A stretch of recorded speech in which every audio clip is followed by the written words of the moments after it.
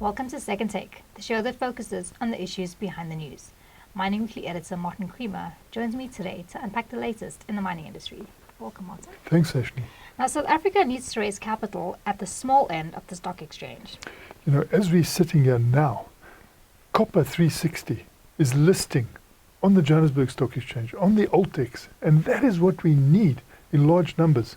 We're falling so far behind. You can see the Australian Stock Exchange getting more listings, Canadians getting more listings, we're getting delistings because there's no help for the smaller end of the stock exchange. The big end is well served because we've got billions of rands, trillions of rands worth of investment from the pension fund and through a SAIC where all these pension funds reside.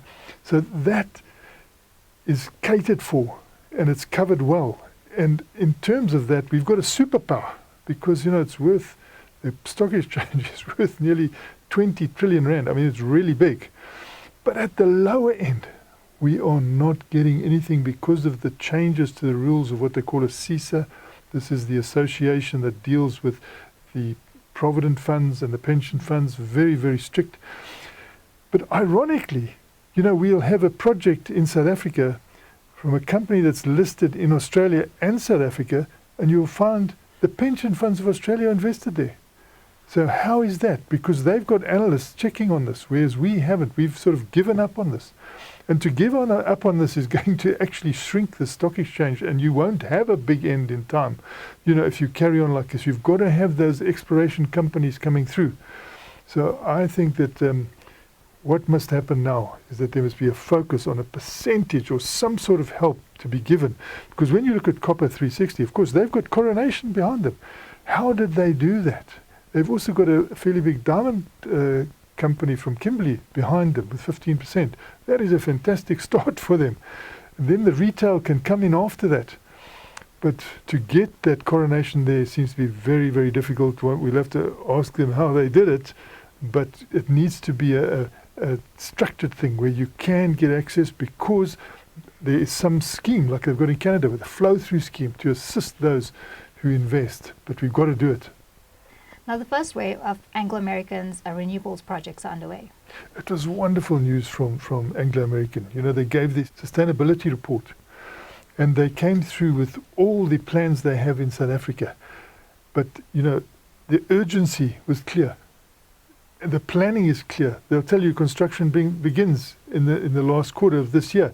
That when we speak to you next year with this sustainability report, hopefully we'll have pictures of these going up in construction or some of them completed.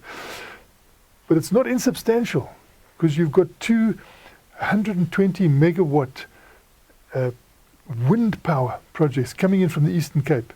Then you've got another 200 megawatt also in solar coming through. At the in the Northern Cape, at the Sishen Iron Ore, they've got 70 megawatts coming through. And then when you get to Mogalakwena in Limpopo, they have got 130 megawatts coming through. So we're looking at 680 megawatts. That's just the first wave. So, and you can see how the private sector moves so much faster than the government. I mean, you know, there's just no faffing about. They've got the commercial thing there. They've got the financial arrangements.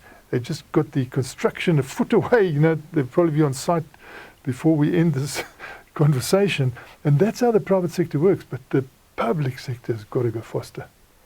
Lastly, the 5th South African Investment Conference saw the biggest investment pledge in green hydrogen. That was quite amazing. You know, when you had the South African Investment Conference in Sandton, they gave a list of all the pledges for investment. And what was remarkable, right on top of this was Hive Hydrogen with an investment pledge of 105 billion rand. Now, knocked everything else into a cocked hat. I think Vodacom was next highest with 60 billion. And then if you added many of the others in the top 10 together, they would never come close to what Hive Hydrogen is all about. And that's Tulani Gabosh, former chairperson of the Standard Bank, former CEO of Eskom, who went into solar power immediately afterwards in 2008, coming through strongly. And it's amazing what that'll do, because it will not only give the green hydrogen for the green ammonia for export from the Coega port, but it'll also desalinate the sea. Now, at Coega and in the Eastern Cape, they're short of water.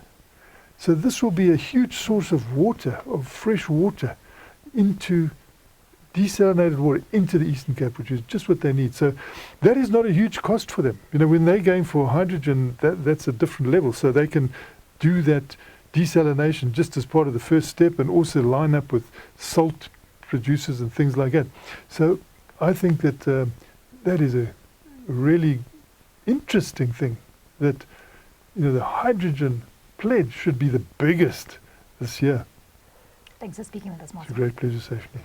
That's it for today. Join us again next week for more news analysis on the local and global mining industries. To subscribe to Creamer Media's Engineering News and Mining Weekly, please email subscriptions at creamermedia.co.za.